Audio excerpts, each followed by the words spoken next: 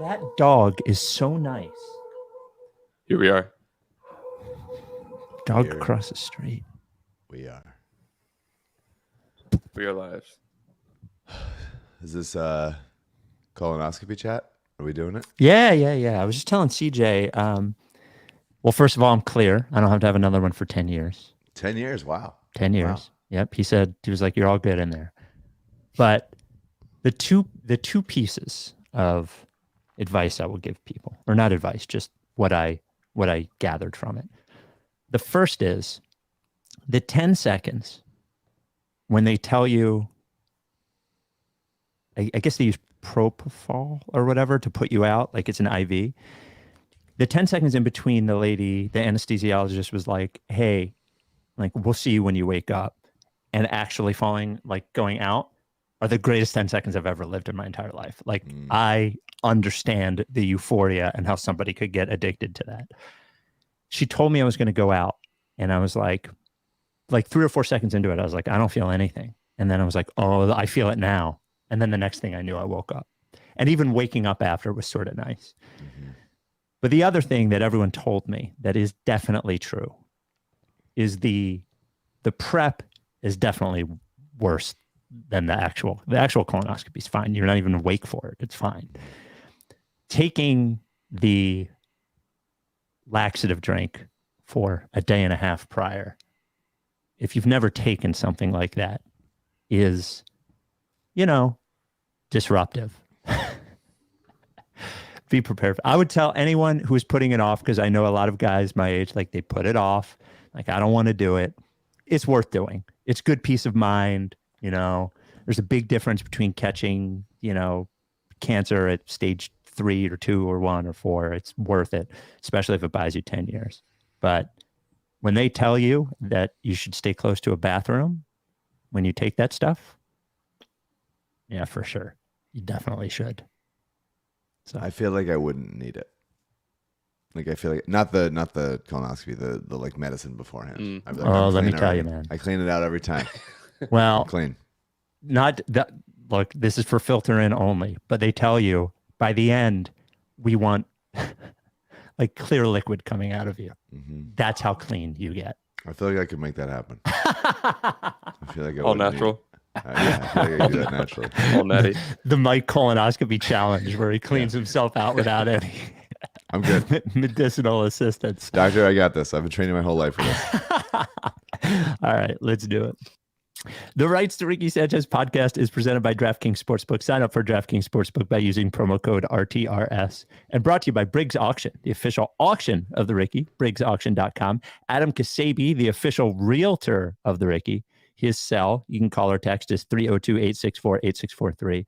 Pavorsky Jewelers, where Rights to Ricky Sanchez listeners go and get engaged, and Kinetic Skateboarding. Get 9.1% off your first order with promo code Dave Silver. On the show today, Nick Nurse gets introduced. Fred VanVleet gets rumored. Danuel House opts in.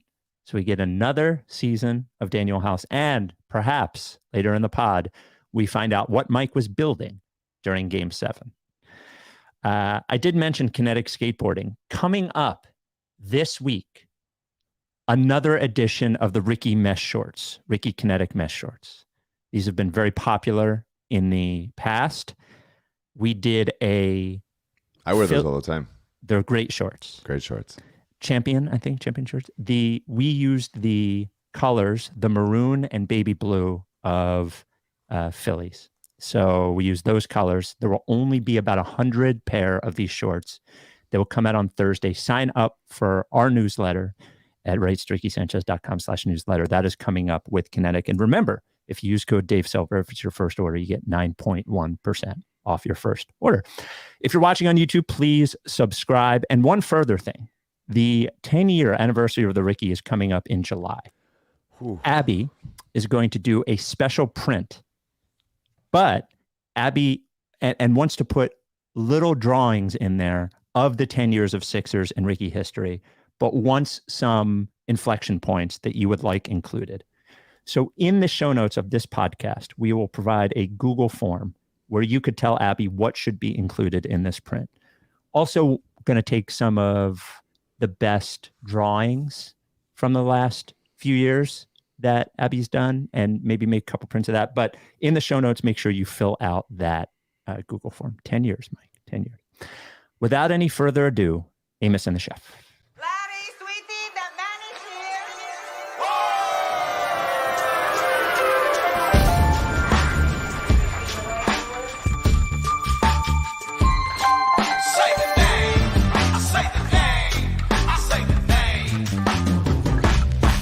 We were right, y'all. We were right. Even when it went wrong, we were right. We was right, y'all. We were right. So say the name. Say the name. We were right, y'all. We were right. Even when it went wrong, we were right. We were right, y'all. We were right. So say the name. Say the name. Say the name.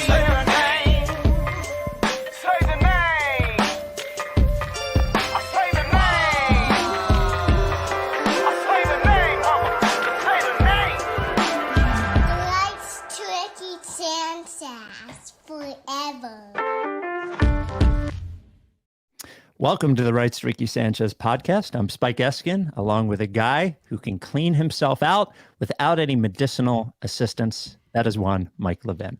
Hello. Good morning. Good Here we are. morning. Here we are. Well, we are, I think this is the first time since the season ended. I felt like we've been doing like postseason pods, but now as I was doing the prep for this pod, it feels like we're fully in the off season. Yeah. It feels, I think it was when we saw Danuel House opt in, I was like, oh, that's an off-season topic. Yeah. That's something that we're going to have to talk about. Yeah. I could do 4 episodes on this opt-in. Yeah. So, what's his name? Nick Nurse was introduced as the head coach of the Philadelphia 76ers, and we'll get to some of his quotes. But I wanted to kick off the Nick Nurse segment, the Nick Nurse press conference segment, with this voicemail that we got at 833 Lickface. Mike, CJ, Ezra, State College, Pennsylvania, longtime listener, longtime caller, first time Nick Nurse enjoyer. Boy, what a press conference. I don't know if you guys watch that. I'm sure you will. I'm sure you're going to be talking about it. Tactics, flexibility, building a playoff toolbox, things that we've wanted for so long. And yet I'm sitting here just hands covering my face, shaking my head. Am I really going to do this again? Am I really going to fall for this shit? Am I really just going to be here again in 1 year, embarrassed and sad as I watch, I don't know, Haywood Highsmith win Eastern Conference Finals Player of the Series, while Nick Nurse is telling us about how we just have to be more flexible next year? Are we really doing this again? Am I getting excited? Really getting excited? God. Non-basketball question. Why are we doing this? Are we really going to believe again? Mike, my question is, are you back yet? I mean, definitely not. Okay. Absolutely not back. Okay.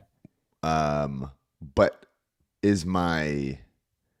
are my gears turning? Am I starting to think about personnel and things they can do differently and what it can look like when Joel posts up and what defense, what players they could acquire that would match the style of defense Nick Nurse would want to play around a dominant rim protecting center. Yeah, I'm starting to think about it. I feel stupid thinking about it, but I'm definitely not back. And I think there's a distinction there. I'm just I'm curious. I think that's a fairly safe place to be. I mean, let's be clear. There's no safe places to be with this. Right. The places to be is out of the city, never thinking about it, never talking about it. We're safe is not where we are. But fair enough. But maybe healthier than a couple weeks ago for sure. So let's hear from Nick Nurse and talk about the things he said. I thought it was overall a pretty harmless, by the numbers press conference. We will maybe read into a little bit of what he said. CJ, I'd like to do the Harden one first, if you don't mind. I know I didn't have it first on the rundown, but leave it to my dad to Now, I got to give him credit, even though he did interrupt him, which was very funny. Everyone wanted to know the answer to this question, even though knowing he couldn't give an answer, but the question had to be asked. So CJ, go ahead. Can we tactically do things? Can we adjust on the fly? Can we improve as the season goes on? And that's a goal of a coach, is as you go, you want to keep getting better. And then you get to the playoffs and you're one team, and that's a 2-month long journey. And you got to be better at the end of those 2 months. And do you want James Harden back?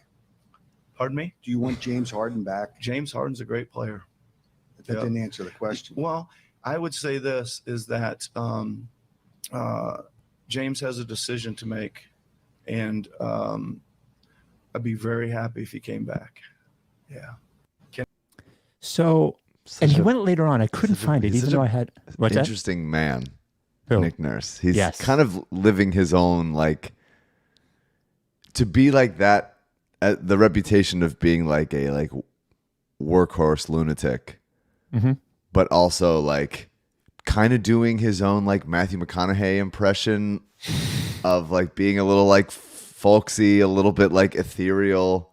Yeah, we'll get a little bit like he doesn't something vibrate on the vibrate on the frequency of the past. Like he's having his own like very like rugged weirdo vibe, and it's spending as much time thinking about him as now. Usually you just watch him on the other sidelines and you're like, oh, okay, that guy seems interesting. Now I'm like really like thinking about the kind of guy he is. I'm like, what is this gonna be like? Right. Well, because by the way, you can't overstate the difference between how the media was in Toronto versus how the media is going to be in Philadelphia. You were challenged a lot less in Toronto. It's just not going to be the same thing. Well, and I saw somebody report that, or somebody say that like some of the media and that covers the team is like partly owned by the team, the Raptors. Yeah. So this reminded me the question he asked that my dad asked was very clear. Do you want James Harden back? And Nick Nurse was like, huh? Knowing that he needed to start formulating a response. It reminded me, I don't know if you've ever seen these, but I saw this video of this guy that goes up to people in public places and he tells them a joke that doesn't make any sense. And the person laughs. And then the guy goes, all right, explain the joke. And there's like this horror on the face because the person knows they've laughed at a joke they do not understand and they cannot say it. I thought a little bit of the response was, I don't want to look into it too much.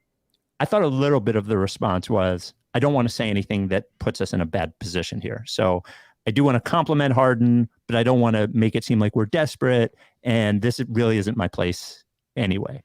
But he did later on, they asked him, well, what would your sell be? And his would be, well, do you want to win? Yeah. And I thought like, it was an interesting, an interesting set of responses from him about Harden. And I do think Harden's going to come back because I actually just don't think the market's going to be that robust for him. And I think Daryl will sign him. But I did think that Nurse's responses were interesting. I do think he just got interrupted and was confused that he was in the middle of an answer and was asked a separate question. Sure. But yeah, I mean, it's a reasonable question. It is a like no bullshit question. And he started to give a bullshit answer and then said something that I don't know that he necessarily believes. But at least he did say an answer. You don't think he believes that he would want him back? That he would want him back. So you don't think he would want him here? I think that he could make it work. I think he's right. A little bit like you give me players to coach, I'll coach them. But I mean, it is kind of hard to imagine a less Nick Nurse player. Doesn't not efforting on defense, holding the ball on offense. Fucking old. I can say he's old because he's still like 3 months older than me.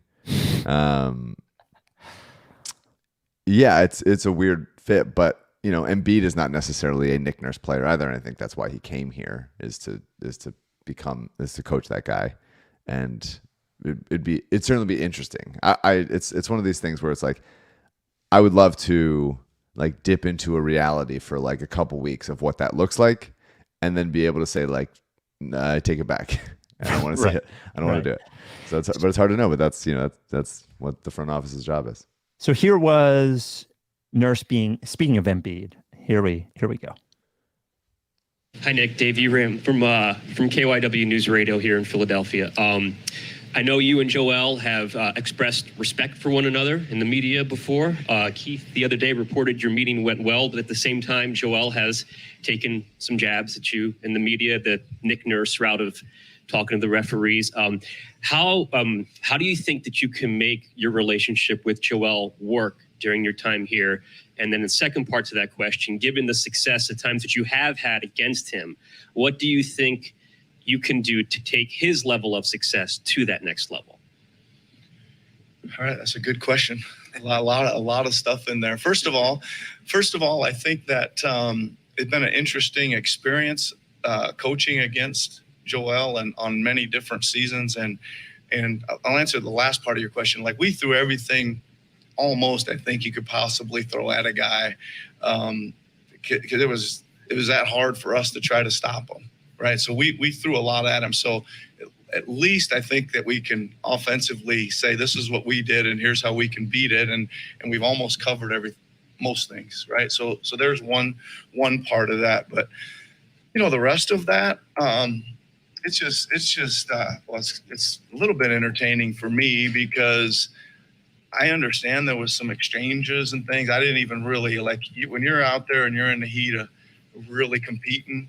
I don't even really remember them, but I accidentally had my TV on yesterday and I saw a couple of them. They were pretty good. I was like, man, I don't even remember that, but now I know what everybody's talking about here a little bit.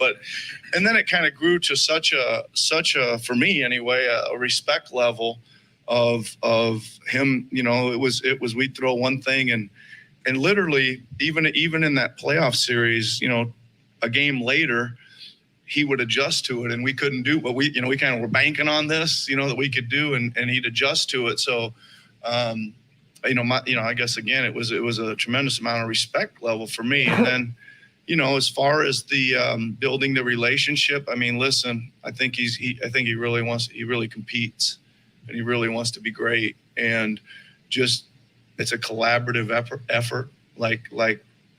Here's how do you see it? Here's how I see it. Let's figure this out. And for me, I just want him to have as much success as possible and that translate to team success as well. Obviously them, Embiid talking negatively about Nurse's foul whining in public is not an issue. I don't think moving forward.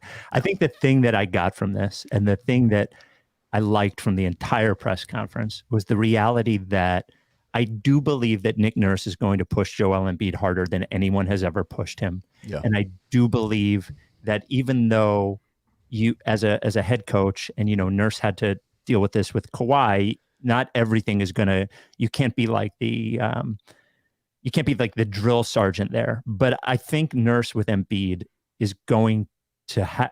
I just think we're going to find out whether Embiid has it in him or not. Yeah, with Nurse. Right? I think that's great. I think that's a great point, and it has to be that way.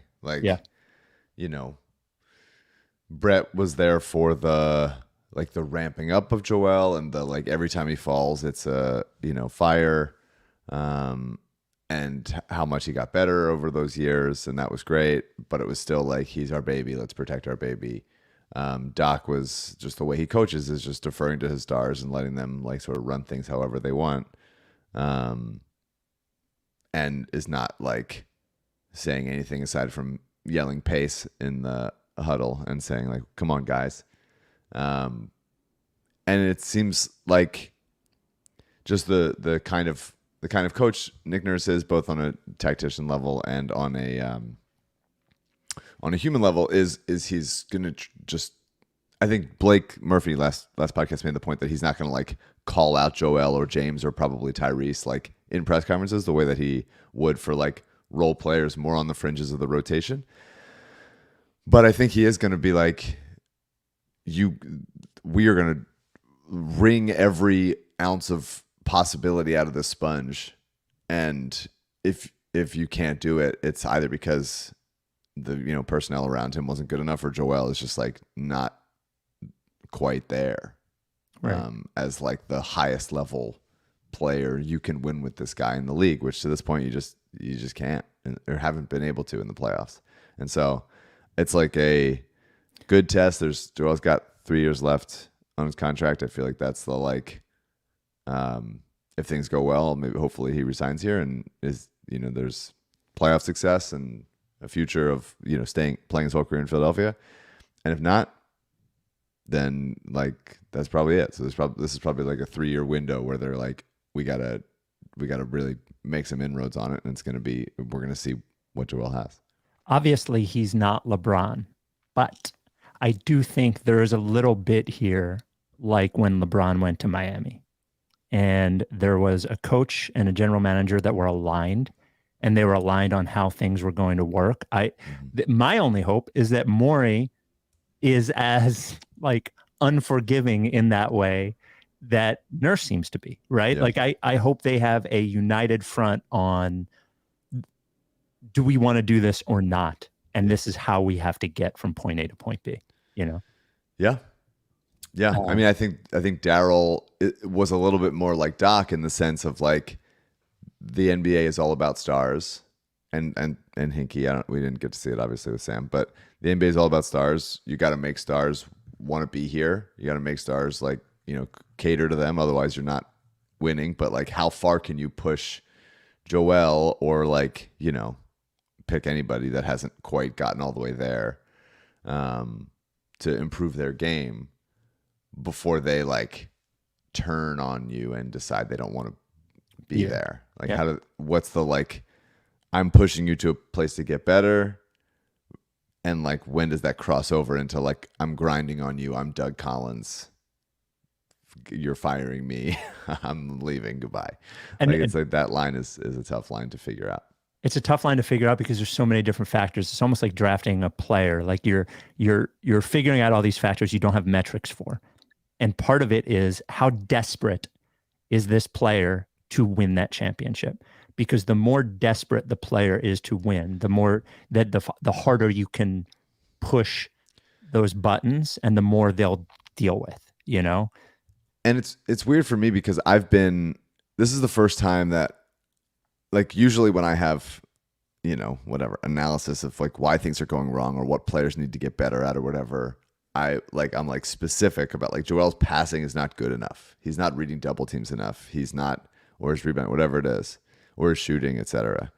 And it's like, this is the first time after like now several collapses in the playoffs and a 3-2 collapse to Boston with Game 6 at home. This is the first time I'm sort of speaking in the like sort of intangible like dog mentality, like wanting it, like be better, like that kind of shit, which I usually is a little surface level for me. Usually I don't, but we've watched the Sixers so many times. You watched Embiid like not quite just fucking go win the goddamn game in the playoffs, that it's starting to become like, there's other things we could talk, like Joel does have to become a better passer, a quicker decision maker. I would love to see, does he shoot more threes this year? Does this become like he's a little bit, he's doing a little bit more of a, what he was between what he was last year and what like Marc Gasol was in that year in Toronto, the championship year. Like, is there like a middle ground there where he can save himself a little bit more, shoot more threes, let other guys operate, whatever, depending on who the personnel is. But like, there are things that I want to see. Can Joel get better at that? And we can hopefully see that during the season. Obviously, we're not going to know, is it really real until the second round of the playoffs next year, which is a tough thing to not be able to fast forward to. But it really does feel, you watch him in this playoffs, man, and just like, you didn't like go get the goddamn ball. Like, you didn't rebound, like 3 rebounds in game, I think it was at 7. And you're just like, it's you gotta be more, whether that's like a confidence thing in yourself or a conditioning thing over the course of the season where you can like someone that lasts like Will, whatever, but like PJ Tucker and like Montrezl Harrell screaming at you, like it's got to come from yourself. And maybe that part of that is James Harden leaving, because the Reinforces attitude, bad stuff. yeah, like it seeps into him, but it also, there's negatives to Harden leaving also. So it's just we're in a difficult place, and I'm becoming friggin' like, how bad do you want it guy? And I know I want it bad. So Joel, it's time for you to deliver. The Rights to Ricky Sanchez is brought to you by Briggs Auction. Ooh, it's a big week for Briggs Auction. BriggsAuction.com, or download the app at the App Store or Google Play. 3 auctions went up this week: Discovery, Patio Auction 2, and the Dust Shell Auction. All I can say, I don't need patio shit right now. If you do, go to BriggsAuction.com, download the app, whatever. The Discovery Auction and the Dust Shell Auction, in terms of art and collectibles, I haven't placed a bid on Briggs Auction in a while. I got 2 bids up there. I got 2 things I want. If you are a collectibles person, the Discovery Auction, the amount of sports cards in there, including 2 sealed 1989 Upper Deck baseball sets. It's got the Griffey card in there. A lot of sports cards in there. A lot of art. Like, I'm telling you, this Briggs Auction, I love buying shit I don't need from auction sites. And Briggs Auction, whether it's stuff you need, like furniture, clothing, whatever, whether it's stuff you want, like collectibles, art, that sort of stuff, Briggs Auction has it all. A 4-generation family-owned and operated auction house in Garnet Valley. Delco, shout out. Just getting better and better. Briggs Auction just getting bigger and better ever since they joined us. Almost every week, there's a brand new auction up there. As I mentioned, these auctions are up now. The Patio Auction, the Dust Shell Auction, the Discovery Auction, all up now, all closed next week. You can go to BriggsAuction.com, or you can download the app at the App Store or Google Play. If you win a lot, pickup is very easy. They're open all Saturday, or you can do it by appointment during the week, or they've worked with several shippers to get you what you need, especially if it's furniture or something, you can't pick it up yourself. And if you're looking to downsize, you have something, you have an estate auction, whatever, you can't go anywhere but Briggs. Send an email to info@briggsauction.com, briggsauction.com. We love them. All right. So then there was the answer about Tyrese Maxey. And here's a double shot of questions with Nick Nurse on Tyrese Maxey. Tyrese Maxey, probably one of your clearest paths to, any kind of big internal improvement. I guess from afar, what has your impression of him been? And then what do you see as, I guess, the next step that you can help him take to be that sort of maybe all-star level player? Yeah, first of all, from afar, playing against him was very difficult. Just the sheer speed and quickness in that he has it was tough. To game plan against him. Just like sometimes you just can't beat the speed. You can't come up with anything to beat the speed. But what he did, what our experience was is it wasn't just speed and layups. Then he started shooting the ball really well, and then he started making little further layups, and then a little further. We were trying our best to get him away from the rim, but he'd still make a lot of those. So I think I agree with you. First of all, your thought, your question is he's got a tremendous chance to improve and take a step forward. And from all indications, and that he's really hungry to do so. Good worker, good person, really wants to get better. There's some specifics, I would say, being more of a creator. Said about what is creating? Well, creating is you're scoring or you're drawing more people than one, and then you're creating for others. So can he make the reads, all the reads? And I think that's like the first place I would start offensively is getting him, more reps in the pick and roll so he can make the reads to all the other players on the floor depending on what he sees, right? Yeah. Obviously, defensively, a lot of your guards you had success with in Toronto, Fred VanVleet, Kyle Lowry, not necessarily the biggest guys. And your system in Toronto heavily predicated on wings and guards, kind of pinching the paint, closing out. I guess a guy like Maxey, who his defensive reputation hasn't been, the best. What is the path to turning a smaller guard into, an impactful defensive player? you used a good word there, impactful. You gotta impact the ball a lot as a small player. Like get into it, get up underneath people, get over screens, impact the body of the ball handler. That's one thing I would say that we didn't really think that he wasn't a good defender. We thought he was. Again, we thought, with that quickness and speed and all those things that our guy, he could get up the floor a little bit and disrupt rhythm and all those kind of things. So we'll see. But yeah, we're gonna. I mean, one of the things is we like to guard pretty hard, and especially the ball. So we will certainly be diving into that and probably working on that with him. Yeah. You know what this reminded me of? And Maxey certainly improved on defense as the season went on. Absolutely. Yeah. Do you remember, my guess is you do, when there was a feature on Andre Iguodala, maybe on ESPN or something, and he said, this was when he was a Sixer, that there was no reason why Lou Williams wasn't better at defense, that there's no physical reason why Lou Williams couldn't be better at defense, and that it was like pretty much not just desire, but like a commitment to being better at it. Like, yes, he's short, but like there's a lot of short players. Chris Paul's a good defender. Fred VanVleet's a good defender. You can be a good defender and be short. Obviously, there are things that you can't control. Right. But I do think that Nurse is a good coach to have Maxey reach that potential. And I do like that he answered specifically about how he can improve.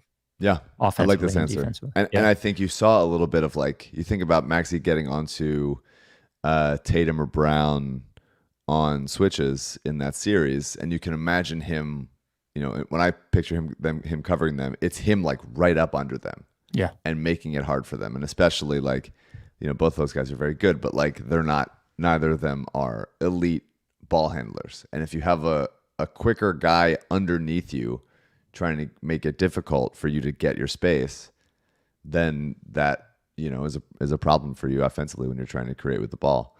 And I just never mind. I guess this is more my philosophy. I just never mind. Oh, this guy, he's shooting over me, and it's if he's getting shot over from 18, 20 feet, that's a win. That's a fine. win of a possession. Fine. So I agree. I think that Maxey's got to keep getting stronger. The bigger thing defensively with Tyrese was not he can't slide his feet or he doesn't know positioning. I thought he slid his feet really well last year and got kind of some bullshit calls against him more often than he should have. He's sliding his feet, he's trying to stay in front of guys, and the refs kind of bail them out a little bit. The bigger thing is just off ball. On switches, how much you helping, how much are you committing, how much you selling out. I would love to see him get in the passing lanes more, some Iverson type stuff, because he is crazy fast, and if he can start anticipating and seeing the floor better on that end. But yeah, there were miscommunications on switches. It felt like him and Melton were, despite the fact that they had good chemistry offensively, on defense, it felt like they were always miscommunicating and leaving a guy or giving somebody else too much space. So I believe it. I absolutely believe it. And Maxey's another guy who should be taking more threes. He took 6 last season. I would like that. A 9 or 10. Yeah, I would love that number to be at least 8 or 9. Yeah. Yeah. And I'm just thinking about him he's gotten so much better, and we're another. He's going to get a fat contract, whether it's a max or a near max. Then that it's going to become not the wow, look how good this guy is, who we got with the 21st pick because Mike Muscala hit a shot. It's going to become here's this guy we're paying a fuckload of money to. He's got to deliver. He's got to get better. And so we're still still a little bit in the honeymoon phase with Tyrese. Yep. But he's on the. I'm not saying he's this good or going to be this good, but he's on the Dame track. He's doing it. He continues getting better. His range is crazy long. He's super fast. Dame is not as fast as he used to be, but Dame coming out of college was crazy fast with the ball. And then we just have to add this offseason has to be passing creation, using your speed as leverage to get to hesitation stuff and get to your mid range and the threat of you driving past them, allowing you to get other easy looks and create stuff for other people. So I'm excited. I'm excited for his development, and part of me wants to see that reality where Harden does leave, so Maxey can work through his issues as a lead guard and a lead ball handler with a lot of responsibility. The one thing about creation, and we talk about passing a lot and all those sorts of things that I think would really help Maxey, and you bringing up Lillard, I think is one interesting difference between the two. It's like Maxey's handle needs to he needs to get a tighter handle and be a more creative ball handler, I think, because which is tough to add. It absolutely.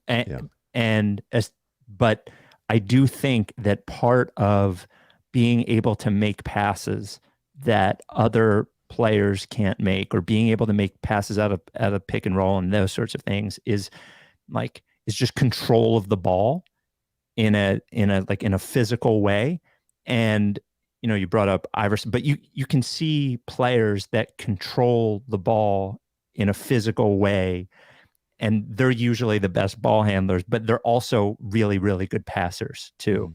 And Harden is a guy who just has such control of the ball physically with his hands that I think part of that, one thing is vision, there's all of those things, but I think he's not going to go from where he is to being a Steph Curry level ball handler. But I do think if he's like a 6 now, if he could get to a 7 or 7.5 on a scale of 1 to 10, it would be a huge benefit for him. Yeah. And the other thing, I think that I agree with that. I would love, me personally, and for Maxey's development, to have more lob threats. Think about how few lobs Maxey's thrown in his career. It's really not that many. So right now, the only real lob threat on the team is Paul. I mean, but Paul's going to come down with that ball. Right. And he's going to go back up with it on a reverse layup. McDaniels? It's Jalen McDaniels who might not be here next year. Maybe there's a Springer thing, even just some back cuts, weak side kind of thing with the balls in the other hand. I would love to start seeing, Embiid's not going to do that. But is there other guys that Maxey can run pick and roll with or flex motion with, or something where Maxey can attack a defense as they're rotating over to him and there's somebody back cutting for a lob. That becomes, once the defense is worried about what's happening behind them and he can just raise this up, then that helps a guy that is not, so naturally a extremely shifty ball handler. He's kind of just got the either I'm blowing by you or I'm taking a step back. I would love to see some more in between, some more thoughts going through the defense's head as he's got the ball in his hands. Thinking about players that are super fast is at his peak, Derrick Rose was a guy who had both of those things, who was so fast, but a really good ball handler too. And it's what made him so difficult to guard before he ended up injuring himself, and that just makes me think of Markelle. All roads lead to me thinking about and being sad about the prospect Markelle was before whatever fucking happened. The Rights to Ricky Sanchez podcast is brought to you by Adam Ksebe, the official realtor of The Process. I want to talk to you about the summer, going down the shore for a week. Yeah. So Adam Ksebe can help you get a place in the Delaware beaches, which is, compared to Jersey beaches, great value, much lower property taxes. Everything that you find at the Jersey beaches, you're going to find at Delaware. But I think of it every summer now when I go and I rent a house. We're actually going up to Maine, but we're looking in Delaware, we're looking in Lewis, all these sorts of things. You spend all this money to rent a house for 1 week. You got to bring all your shit. You got to go. If you have the means and you reach out to Ksebe, getting your own shore house, and what you do is you just rent it out most of the time, but then you have your own place to go to. And thinking about having that place maybe in the fall or the winter, just as a place to get away from it all, Ksebe is the person that can help you. His team is based out of Long and Foster and Bethany Beach, and they run the Delaware beaches. Run them. 302-864-8643. That's Ksebe's cell number. You can call him or text him. Write it down. 302-864-8643. They take care of all of Delaware, all of Maryland, but specialize in the Delaware beaches, whether it's Lewis or Rehoboth or Bethany or Dewey, whatever your different taste is for what kind of place you'd like to have a shore house. Ksebe is the person. you need a realtor who's going to know about those houses before they go up, can help you, lead you through the process. Very hard to buy a home right now, especially in areas like that. There's not a lot of inventory, but Ksebe is the person who can help. And if you're looking for a home or looking to sell a home in Pennsylvania, New Jersey, New York, anywhere that Ksebe cannot sell or buy a house, he will find the right person for you. We'll actually interview realtors to find out who would be best for you. Again, 302-864-8643 is Ksebe's number, or Adam at processrealtor.com. Adam Ksebe, Ksebe, the official realtor of the process. I had the quote, we don't need to play it, but I don't really vibrate on the frequency of the past. There you go. Is amazing. And also, buddy, you have never had a frequency like you are in right now. I know you don't, I don't vibrate on the frequency of the past. Well, I mean, if you started to even attempt to vibrate on the frequency of the last 10 years, it would be catastrophic for you. You really need to get a handle on where you are, because we are vibrating on that frequency every fucking minute of our lives, buddy boy. Yep. I'm constantly vibrating. I am like a phone when there's an Amber Alert. It's just vibrating so loud and hard. You can't stop it. Like you can't stop it. It's loud. It's really like disruptive. So the past is currently always vibrating through me. Interesting quote. Interesting guy. I'm like, I want to have Nick on. Yes. I want to do this. I want to ask him some questions, get a real feel for who he is in a longer setting. But I got to figure out how I actually think about him as a guy first. Right. Just a unique presence. He feels like he should be like, there's just like he's just strumming a guitar every time he's doing it, but then he's gonna like bash the guitar over somebody's head. It's a weird juxtaposition of personalities. I was thinking to myself, I was like, man, if he was at a live Ricky and we could somehow get our musician friends in one spot to get him to play with each of them somehow. Oh, yeah. Oh my God. Nick, I think that's the way to get him. Yes, absolutely. Nick, we're here for you. Again, you want to ingratiate yourself early before we have a chance to go the other way, as we can be your greatest. This is not a threat. I swear, I'm not saying this is a threatening way. This is it's just the truth, and it is something that Maury learned. This is business. It's something that Daryl learned very early. I'm a businessman. We could be your greatest asset, or you're the biggest thorn in the side that you've never. I know Toronto fans are weird, but there's nothing like us. Nothing. And actually, we got a voicemail. This, I think you would. I would like to hear your thoughts on this. 833 Lickface. Where is it? There it is. Hey guys, Spike, Mike, CJ. We're gonna role play this out, okay? Spike, you are playing the role of Daryl Morey. Mike, you are playing the role of Nick Nurse. Here's a scenario. Daryl is telling Nick about this contingent of psychotic Sixers fans on the internet with the podcast and the Twitter and all the psycho things that we do. How is Daryl describing us to Nick, and how to deal with it? Excited to hear your answer, Lickface. So I'm not going to role play. Sure. But I think I would say. And I can't because I'm on strike. Right. I think I would say, after everything's been agreed upon, probably the two things, media-wise, that Maury mentioned were both this and Howard Eskin.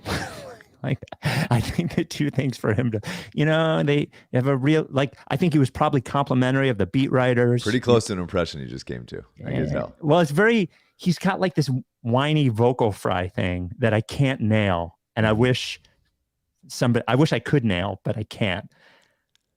It had to be a conversation at some point, like what he's getting into, right? From you don't know?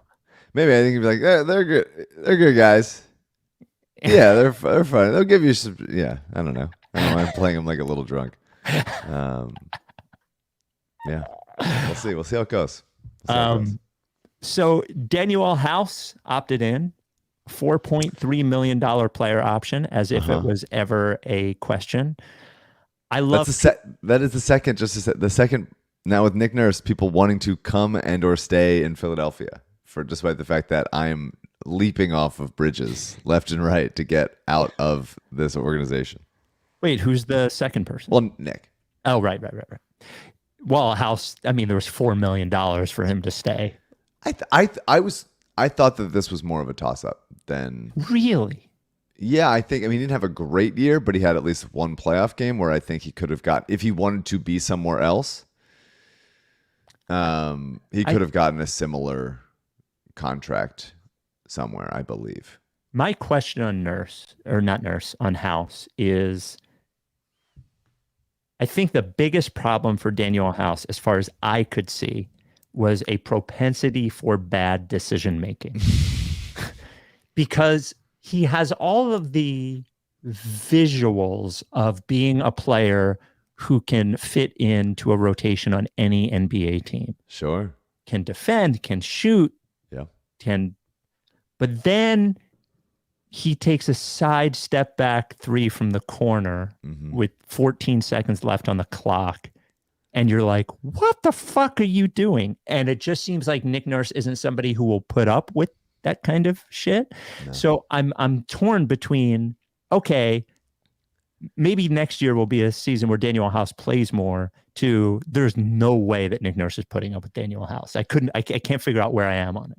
Yeah, he's a good guy to be in the mix. Like, he has a fine, we have 3 or 4 options for the last couple rotation spots, and if he's hot, we'll put him in. He had he played the fewest minutes per game since he played one game his rookie year and for a minute. So aside from that, he plays fewest minutes per game, and he had his shot the worst from 3 since then also.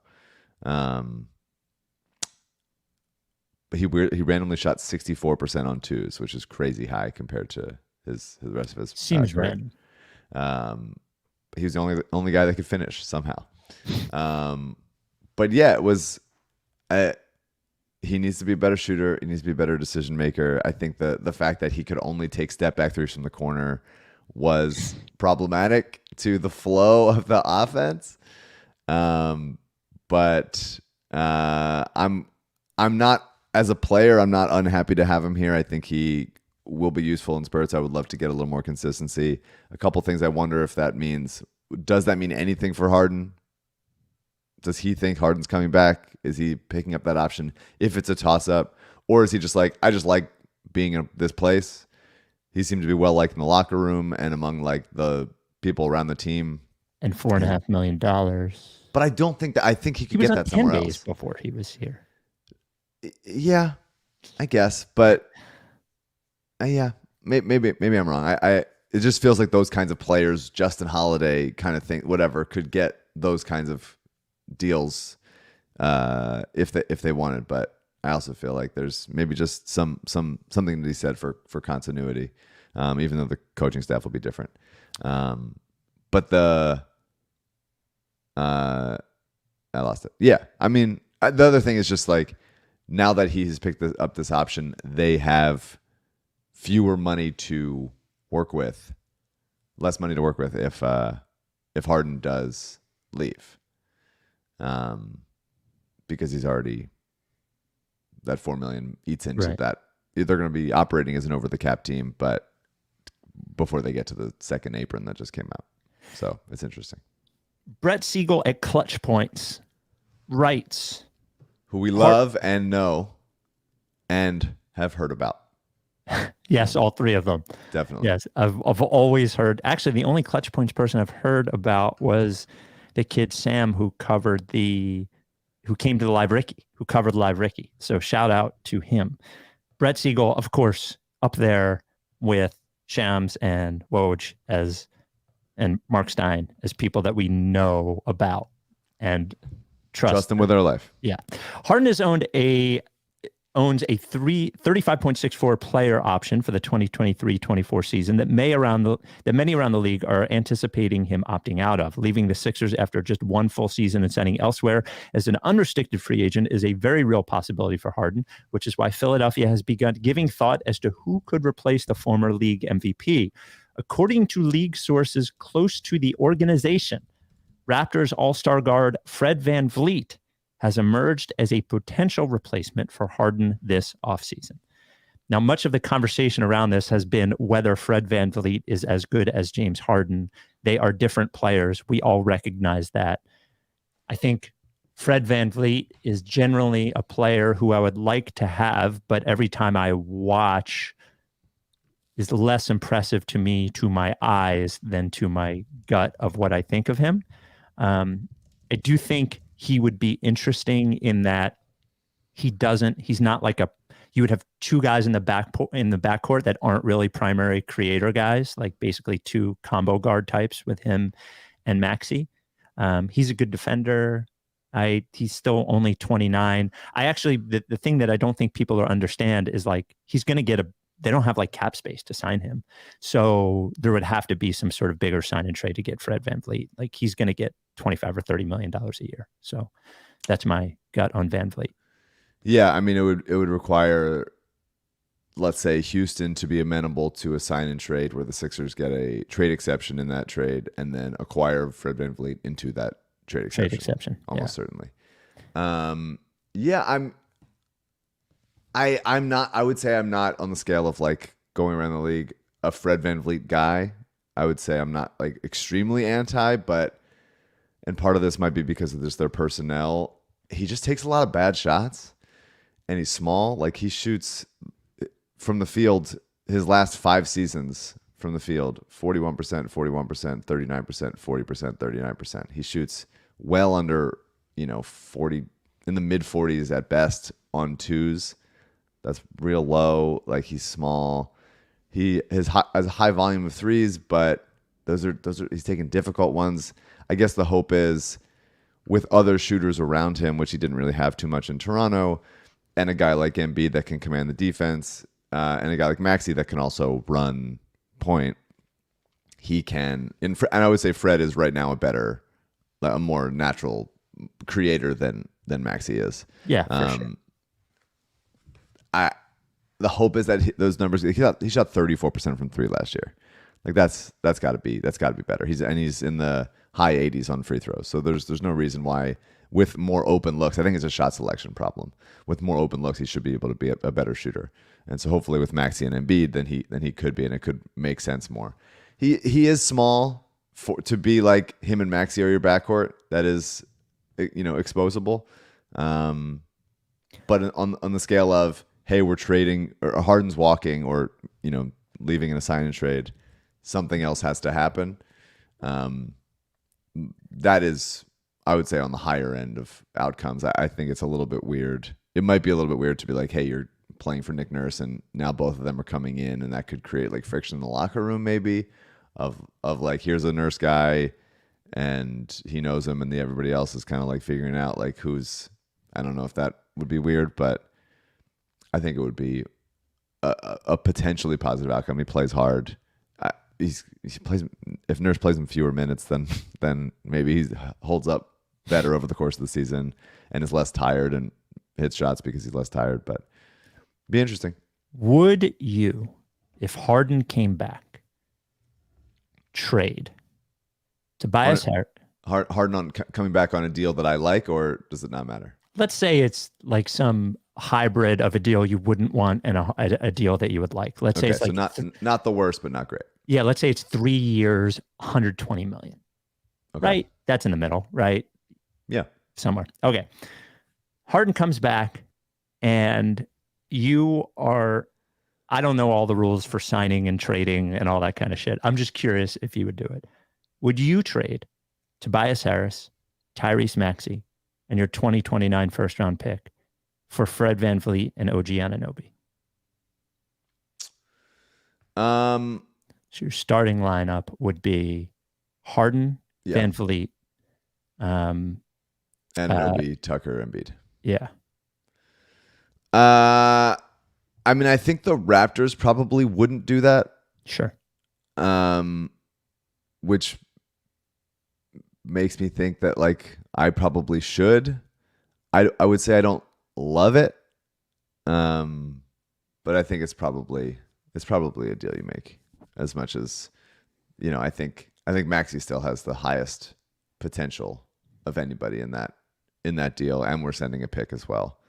But Anunoby's good. I've loved Anunoby since he was in Indiana, and would be a really him and PJ together would be a really cool fit.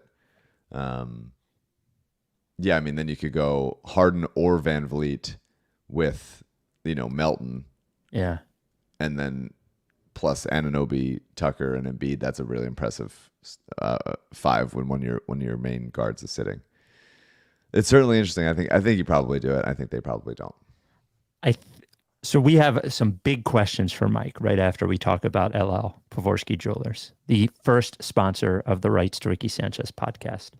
LL Pavorsky Jewelers, 327 Rights to Ricky Sanchez listeners have purchased engagement rings from LL. And if you're going to purchase an engagement ring for a guy, wouldn't you like to know that he does marriage the right way? Just celebrated his, millionth anniversary to his lovely wife this week. We saw the tweet. I don't know, how many years was it? CJ, can you look on the Twitter and see if it's up there? LL has treated every single one of our listeners who has gone to him like absolute rose gold. He has been not just an asset in the jewelry part of it and the sponsor part of it, but a core part of the Ricky community who believed in us before anyone else did. And we are eternally grateful to LL. And I am always so happy to hear when somebody goes to LL and just has the experience that we say that you're going to have. Now, he wants to give you one-on-one attention. There's a message in the private chat. Let's see, how many years? 32 years. Wow. 32 years. Congratulations to the private chat. Private chat. There it is. All the private chat is just LL facts. LL updates, yeah. If you're going to buy an engagement ring from LL, he is so intent on good customer service that he wants to make an appointment so he can spend the exact right amount of time with you and give you the attention you deserve. To get one of those appointments, very easy. Either call him, 215-627-2252. Email him, lee@llpavorsky.com. Tweet at him, @llpavorsky. Has been in business longer than he's been married, which is an interesting fact. Wonder what the bachelor years of LL were like. Right there at 707 Walnut. Cabanas. Yep. So many Cabanas. From Cabanas. And a support of our charities, Providence Animal Center and Mama T's Community Fridge. LL Pavorsky Jewelers. He has just picked up his Dan House option to sponsor us for another $4.3 million. Thank you. There we go. LL, huge. So we got an email about this, but we also got a voicemail about this. Where is it? Hang on. 833 Lickface. Hey guys, DJ here. Listen to the Nick Nurse podcast, and I think one pressing question went unanswered. What was Mike building during Game 7 Celtics Heat series? Why are his hands so messed up? My first inclination was it was some sort of IKEA furniture. That stuff sucks. But then I thought maybe it was just so frustrating watching those two teams in the finals that maybe it's just aggressively putting it together. Or maybe it's like some sort of side project that's Ricky going to have another sponsor with, the writer strike and Mike looking for other things to do. Anyway, I just, figured that question needs to be answered. And also, if his hand is hurting, I believe he should probably take some time off in the pod to rest, just to make sure he's, in prime condition once draft season starts. Maybe take his own advice, make sure we're getting the best out of him when the time comes. Anyway, that's it. Thanks. Mike, we also got an email about this. What were you building during Game 7, as you mentioned in the last podcast? No, that's fair. My hands have had a bunch of. I've been playing a lot of ball lately, and my hands. I landed on my left wrist, and so I think I sprained it a little bit, and so that is. I am feeling PJ Tucker-y. I would say it's not dead. Okay. I'm still feeling it and moving it around. I was building. So when we were at my sister's in Phoenix over Memorial Day, we unfortunately had a bunch of packages arrive right after we left, and this had never happened before. Somebody stole some of them, and so which is a bummer. It happens. We should have been more mindful of when things were arriving and shit. And so Alyssa immediately was like, "I'm buying a thing," and it's one of those like big package boxes that you can put almost like a blue box mailbox where you can put something in the top and then it goes to the bottom and then only we can unlock the bottom of it. So there's like levers involved. It was complicated. And I was watching the finals and drinking some whiskey as it happened. So I was getting more drunk as I was building it, which is not a great seems like a bad combination. Combo, like it would but- even say on the box not to do that. It might say that, but I eventually got it to work. I did have to curse and scream, but that is, I sort of get that from my dad. Like when we're not necessarily good at building stuff, but we will do it, and we just have to make at least one catastrophic mistake to then undo some stuff and then make it work successfully. And so there's just a little bit of our blood on anything that we build at any given time. There is that moment, when I had IKEA furniture, I don't anymore, when you're putting together the bookcase and you realize that the back part is on backwards. Yeah. And you decide Every time. Can I just leave it this way? Yeah. Of course. Yeah. Rights to Ricky Sanchez at gmail.com is where you send us an email. We got an email from PJ who also wanted to know the answer of what you were building, but his basketball question. Embiid is reportedly getting married this summer. Congrats to his family. While I dislike the fact that he can't celebrate without total privacy, we know guests will post pictures on social media, so we'll have some idea of who's there. Who would you love to see at Joel Embiid's wedding? Now, I know one person I would love to see that I'm hoping to see is Michael Rubin. I can't wait to find out if Michael Rubin is at Joel's wedding. Do you have any thoughts of who you would like to see there? Well, I think it's only fair that we get invited, you and I. We've been around a long time. We've been a part of his life for a long time. Yep. What if Joel Embiid invited me to his wedding, but you did not invite me to yours? That'd be pretty impressive. That'd be impressive on his part. I would respect it. It would really confirm that he listens. Yeah. Yeah, I don't... people that are, Rubin is a good one. I would love if there's like some random player, like maybe Luke Bamute will be there, but like some random player from the process years that he's like still close with. Like, is Justin Anderson getting the invite? Like, I feel like yes, right? He loved Justin Anderson, didn't he? Definitely, but how much is like we're work friends versus we're invite to wedding friends? We don't know how big it is. Do we know where the wedding is? No. Okay. I do not. Interesting. Yeah. Well, yeah, I mean, the thing about Joel that also bummed me out, we've had discussions about this over the past few weeks as we're like mourning this loss and stuff, was a little bit after the Game 7 loss, he didn't seem to take it as hard as he did the Raptors loss. Mm-hmm. Obviously, it was not as close of a game by any stretch, but seeing him like be kind of glib and trying to joke about Giannis in the post-game press conference was just a bad look and kind of bummed me out. And I was like, why do I give more of a shit than you do here? Not that they have to like pour their hearts out in every press conference, but I was pissed off, and watching him do that was just like, come on, man, like be frustrated more. But wedding planning is hard and it takes a lot of like time and energy. So maybe he was just like, sorry, I've been focused on that and I wasn't locked in. I'm sure if I was, running a show during wedding planning, that would have suffered. So maybe now I feel like wedding's done, honeymoon's done, we're here, all good. I feel like me and Joel after this wedding are going to be ready for next season. What do we want here? 833. Also, sorry, Joel should let us either invite us to the wedding or let us ring a bell type thing at the wedding. Let us break the glass at something. It is ridiculous that we haven't rang the bell still. I had a conversation about it the other day with a friend who lives out here who's also a listener. And it's just like, yeah, it is ridiculous we haven't rang the bell. They're fucking scraping the barrel. They're gonna have to like scrap the bell apparatus because they don't have any. It's not fresh anymore. Oh, look who's ringing the bell, Mike Lieberthal. Like, well, hang on a second. That's kind of cool. Levy's fine. Levy can ring the bell before us, but not much before us. Right. 833 Lickface is the phone number. Hi, this is Tommy from Vegas. My foray into Heat fandom ended briefly last night. They're a joke. Nuggets are going to win. But, everyone's talking about James Harden. I'm listening to Elliot Shore Parks, who I love, besides this one take. James Harden is not the guy, and we shouldn't want him back even on the right price. This is a fucking loser. We cannot allocate any more resources, money, or time to this person. We shouldn't even bring him back for $1 million. He is a fucking loser, and we cannot have any more fucking losers. We have too many fucking losers on this stupid.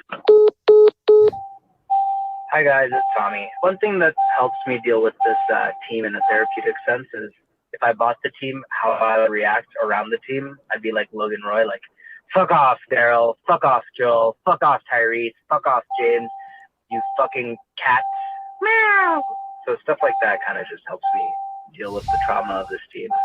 I hate everything. I hate basketball. I love you guys. Felt like a particularly unhinged Yeah. moment. Put your seatbelt on. Yeah. What's going on? Shut the door. I don't know. I do think, and I don't begrudge anyone for this. I do think a large amount of the James Harden has got to get out of here sentiment that a lot of people have, myself included, is going to go away the minute he resigns as people talk themselves back into it, which I understand, but I will not. And it's fine, but I want everyone to just like mark down that they said this at this point, when that contract comes through. I really hear the idea that he can't come back under any circumstances. Yep. I really hear it. It is not something I dismiss in any way. Just getting him, he was helpful in a lot of ways and played into some of Joel's worst tendencies and is not a fit in a Nick Nurse aggressive, having to run James offense sometimes when Nick is like wanting to do something else that could create a ton of friction. Who knows? But I do also hear that Harden was very helpful for Embiid and helped him be the MVP, and could maybe, like, if there's any sort of passing of the torch where Harden can slide into a step back while Maxey takes a bigger leap, that's interesting. And just the idea, more so than that, is if Houston is not going to play ball, with the trade exception, not that it's everything, but letting him walk for nothing is just difficult from like an asset management perspective. And you go like, well, we can't fully replace him with what we would want to do. And so that it's just, I hear that also of like if you can get him for less and then trade him at some point and match salaries or whatever, then that's a better way to make things happen. But I probably lean on the side further of just get him out of here. Don't run this like heartless operation back. It's not going to work. The idea of Harden and Embiid breaking through together seems crazy. Seems like a little bit very unlikely at this point. And I get the idea of just being like, let's get him out of there. Stop trying to like make things work like that. But then you'd have to be really one of Daryl's like creative options would have to really work in that scenario. Rights to Ricky Sanchez at gmail.com. We got a few emails about this. This came from Raphael, and also Marty asked the same thing. Need a quick clarification. Given Haywood Highsmith's solid performance in the Heat Celtics Game 5 and he didn't start Game 6, but played well in Game 6, do we consider him another process success story, or was his time with the Sixers too short to count? It definitely counts. He was on the podcast. It should be noted when he was with the Blue Coats. Yes, as Sixers Adam indicated, I did for a long time in the 2019 season say that Haywood Highsmith was one of the Sixers' top 5 players, despite the fact that he played like 5 games. I mean, like big guys that can like shoot a little bit and like play defense. Like I'm so happy for him. He's playing like major minutes on like a contending team. He's made, he picked I think it was Tatum's pocket in the Celtics series, made a couple plays happen. Now he's like playing real minutes in the finals. Like, that rules. He wasn't a process player because he wasn't around when Hinkie was here, but he's a process type player. Sure. And I count him in that mix for sure. I count Danny Granger. He never even played for the Sixers. Count Matt Koshwald. It's certainly Haywood Highsmith gets picked. And by the way, I don't want to belabor this. Absolutely. But it does seem as if, and please check me if I need to be checked, but I would also like a normal, straightforward answer to this. It does seem as if when Jimmy Butler has a fantastic game, it is like Jimmy Butler 101 from everybody. Mm-hmm. But then when he doesn't, there's like no talk at all about it, the same way that another superstar, whether it was Tatum or Embiid, like the dude had 13 points on 14 shots and didn't shoot a free throw in game 1 of the fucking finals. If James Harden did that or Joel Embiid did that, we would get on this podcast and obliterate them. It does seem as if he has these games where he has decided, and he did this in Philly occasionally, I'm not going to do it today. Now, I don't know if it's just because he can or he saw Aaron Gordon there and he just physically couldn't do it. But it does seem like he gets a lot of the credit without a lot of the pressure of being the guy. I agree with that. I think he's graded on a little bit of a curve because in the regular season, he's not like close to winning scoring titles. Sure. He wasn't even an all-star this year. And then when he just like delivers in the playoffs, it feels like, holy shit, this is always the guy. And then when he doesn't, it's like, well, yeah, I mean, he's not You're like, yeah, he scores 22 points a game. It. What do you expect he's going to do? Yeah, right. yeah. But I think that's right. I think he's always been a very interesting player. Mm-hmm. And I feel like there's a little bit of Kawhi in him in the sense of like he knows his body well and he, I think, knows the situation well. So could go, we're not winning this game. I'm not going to overtax myself and I'm just going to like learn tendencies or whatever and use that against them in game 2. I don't know. There's a little bit of like giving him a lot of credit of like he wants to be down 0-1 and that's why he's doing like I don't know, but I agree with you in principle that like it is he does get a lot of the credit without getting a ton of the blame. And by the way, charging people $20 for coffee is a fucking ripoff. It's a ripoff. It's a ripoff. You shouldn't be charging people $20 for coffee. I'm sick of hearing about his coffee. Okay, I'm gonna play and we're gonna end this on Becky's voicemail. Becky, I love your voicemails. And I'm going to give you your full 65 seconds here. But you make it hard to play your voicemails when they're 100 seconds in 2 minutes. You've got great content. I understand that you're thinking through it. But if you could think through it a little bit more before you call, you have better voicemails. And I could play a higher percentage of the voicemails. Please keep leaving voicemails. Spike will note your voicemails to death. He is going to give you some advice on how to leave better voicemails. It's just long. That's all I'm saying. 833 lick faces. 17 days. 17 days is how long I made it before needing to vocalize my Sixers feelings.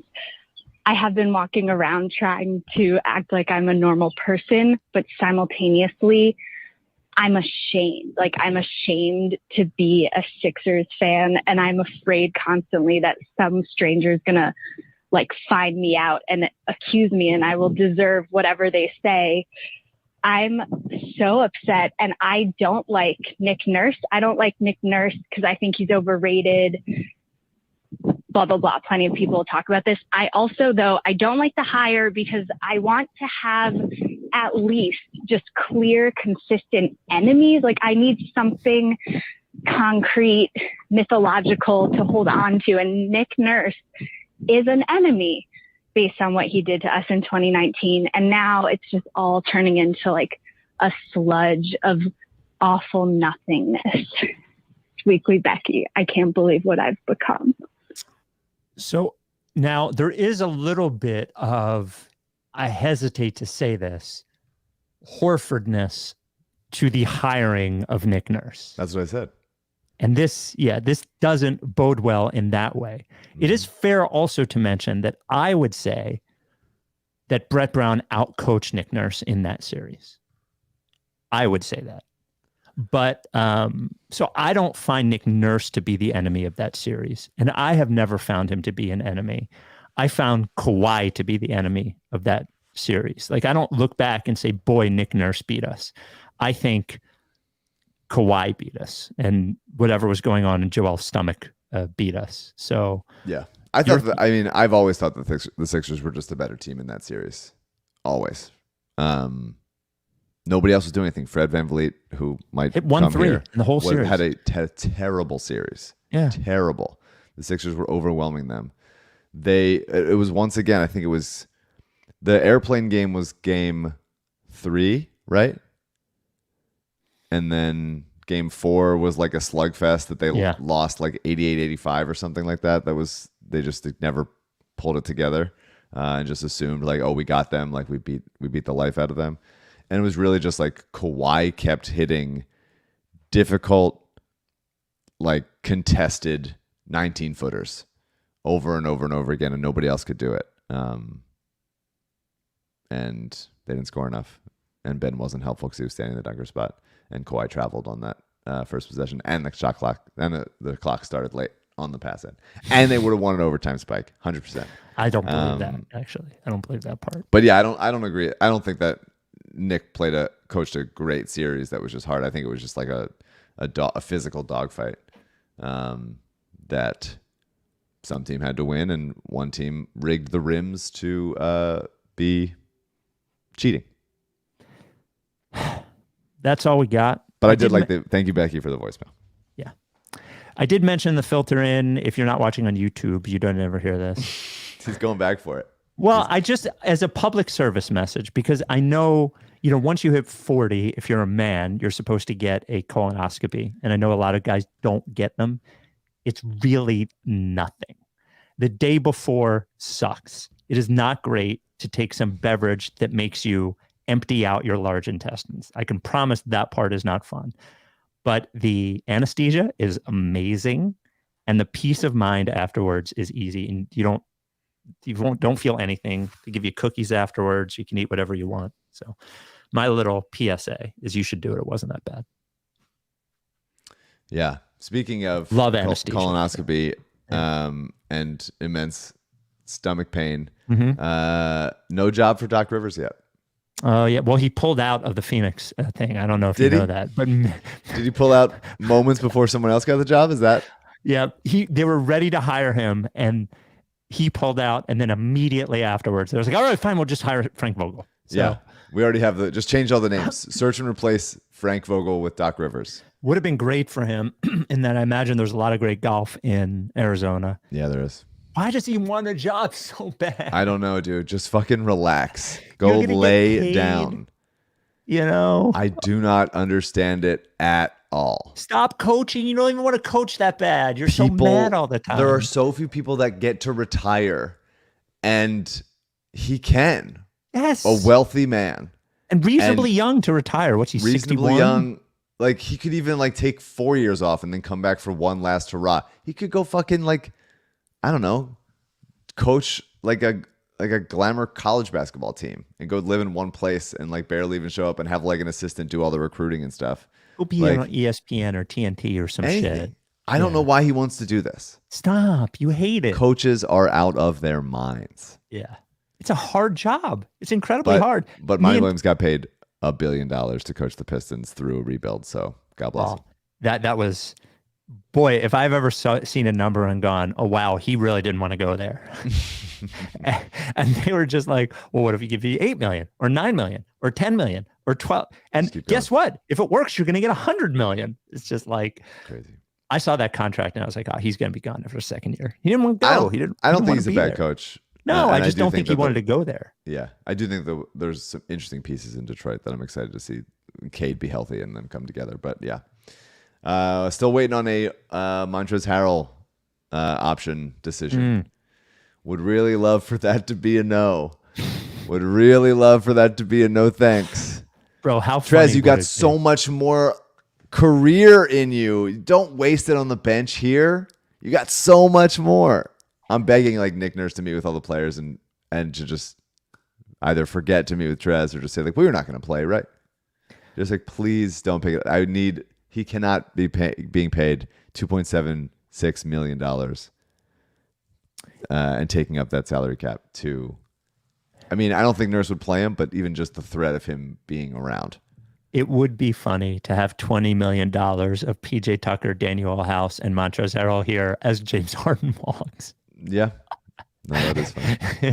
There would be some comic irony in that. That is funny. Yeah. All right. Got to go. We will talk to you next time. Enjoy the off season and get your colonoscopies, even if you don't need them, just for fun. Are you done with TTP? Yeah. Lick base.